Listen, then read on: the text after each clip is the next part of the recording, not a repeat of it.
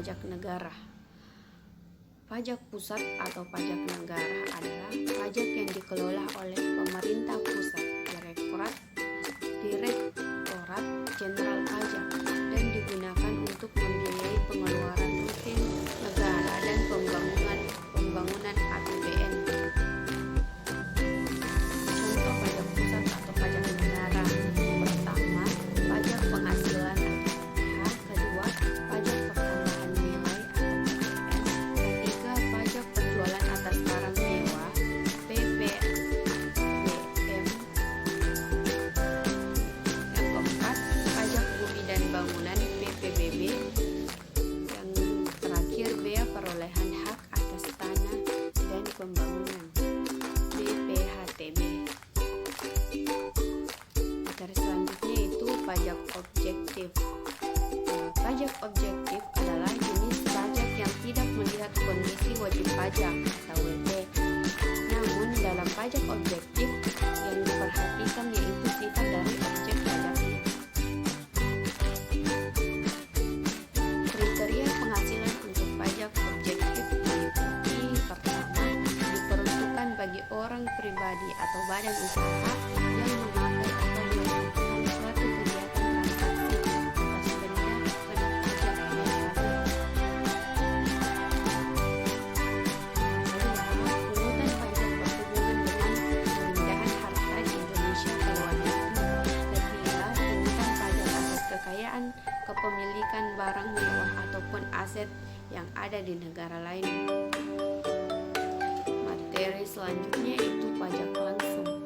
Pajak langsung adalah pajak yang bebannya harus ditanggung sendiri oleh wajib pajak yang bersangkutan dan tidak dapat dialihkan kepada pihak lain.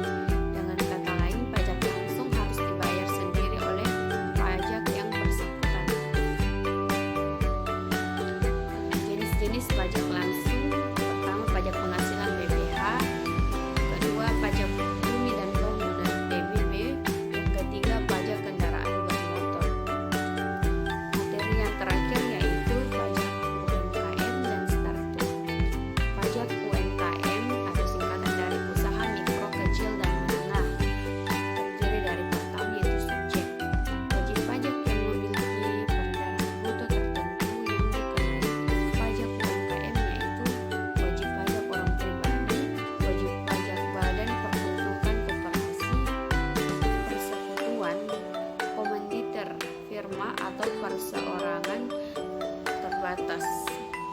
Kedua, tarif pajak UMKM sebagai diatur dalam PP 23 tahun 2018 yaitu sebesar 0,5%. Tarif ini mulai berlaku 1 Juli tahun 2018, sedangkan sebelum tanggal berlakunya PP 23 tahun 2018, tarif yang digunakan yaitu 1%, di mana jumlah peredaran bruto atas penghasilan dari usaha setiap bulan merupakan dasar pengenaan pajak yang digunakan untuk menghitung pajak UMKM. Selanjutnya itu pajak startup. Pajak perusahaan startup menjadi kewajiban yang harus dibayar atas penghasilan yang diterima atau transaksi berkaitan dengan pemotongan pajak penghasilan atau PPh yang dilakukan perusahaan startup. Selain itu, pajak startup juga dapat berupa pajak pertambahan nilai (PPN) dalam hal perusahaan startup telah memiliki penghasilan melebihi Rp 4,8 miliar atau memilih untuk dikukuhkan sebagai pengusaha kena pajak PKP. Sebenarnya, pajak UMKM dan pajak startup tidak dapat dibedakan dan dipersamakan karena konsep keduanya berbeda dan tidak memiliki hubungan. PPh merupakan salah satu pajak yang wajib dibayar wajib pajak termasuk startup. Setiap startup yang memiliki penghasilan di bawah 4,8 miliar dapat memilih untuk tidak menjadi PKP, namun startup akan tetap dikenakan PPh final senilai 0,5% dari pendapatan brutonya.